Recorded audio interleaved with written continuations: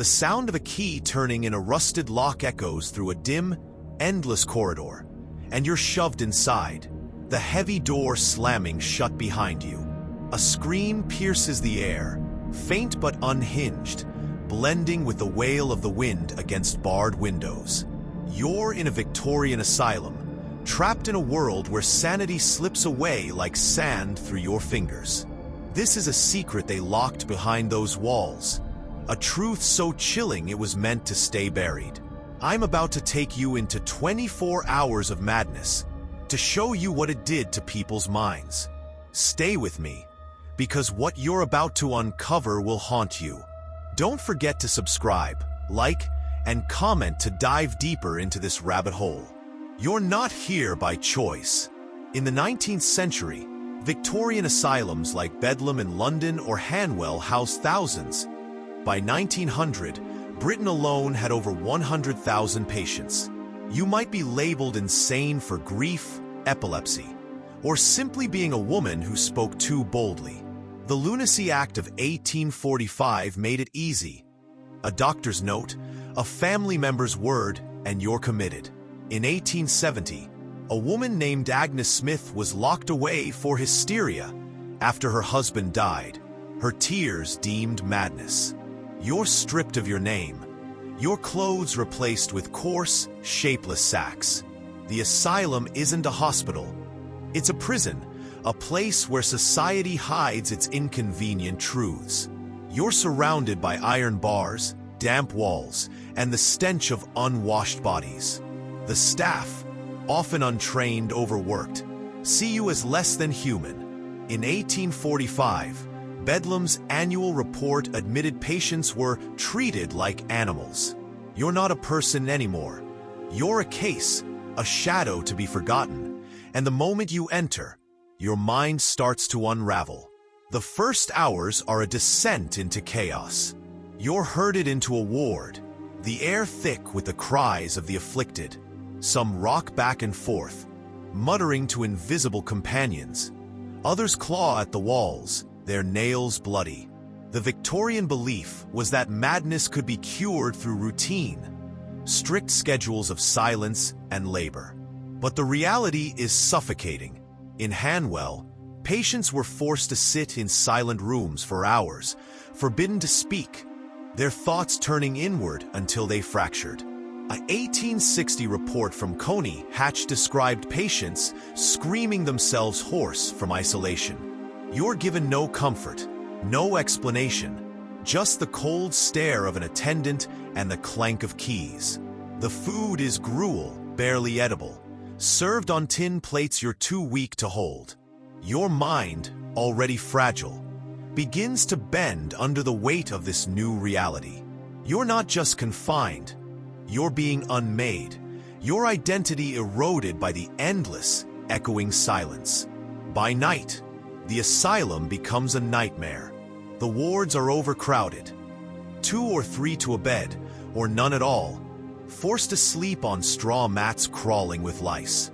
In 1877, Bethlehem housed 600 patients in space for 400, the air heavy with sweat and despair. You hear the moans, the chains, the occasional thud of a body hitting the floor.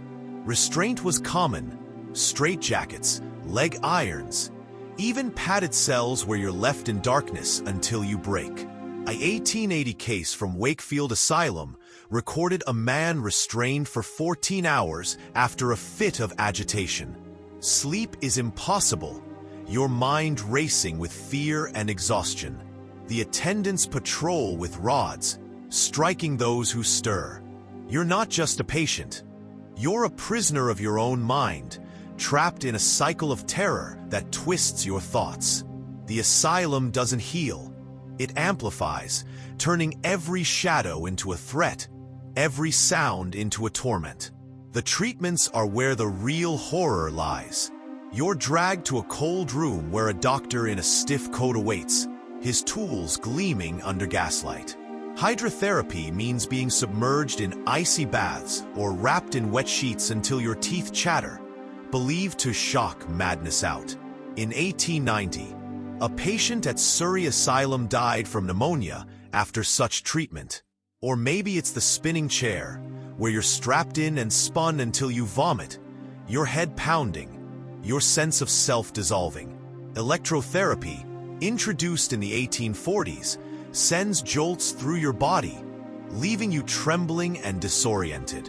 An 1875 report from Middlesex Asylum noted patients reduced to a childlike state after sessions. You're not just suffering, you're being experimented on, your mind a battlefield for their theories. The doctors believe they're saving you, but you feel your sanity slipping with every procedure. Your screams drowned by their clinical indifference. Social isolation is the unseen torment. You're cut off from family, friends, the world outside. Letters are censored or destroyed. Victorians feared outside influence would worsen madness. In 1865, a woman at West Riding Asylum wrote begging for release, her pleas ignored. You're surrounded by strangers, some violent, some catatonic. Their presence a constant reminder of your fate. The attendants encourage patients to spy on each other, turning you against your fellow sufferers. An 1887 investigation into Prestwich Asylum found informants rewarded with extra food. Your mind, once a place of memory and hope, becomes a prison of suspicion and loneliness. You start to doubt yourself, your past, your worth. You're not just alone. You're being rewired, your humanity stripped away by the silence and the stares. The breaking point comes when restraint turns to brutality. Attendants, underpaid and overwhelmed, use force as control. You might be beaten for crying, chained for pacing, or locked in a padded cell until you're a shadow of yourself. In 1870, a scandal at Fisherton House revealed patients whipped for disobedience. The 1890s saw reports of quiet rooms, where screams were muffled by thick walls. Your mind, already fragile, fractures under the violence. Some retreat into silence, others into rage, their personalities shattered. An 1885 case from Broadmoor described a man who stopped speaking after months of beatings, his eyes vacant. You're not just a victim. You're a canvas for their frustration, your mind painted with their cruelty.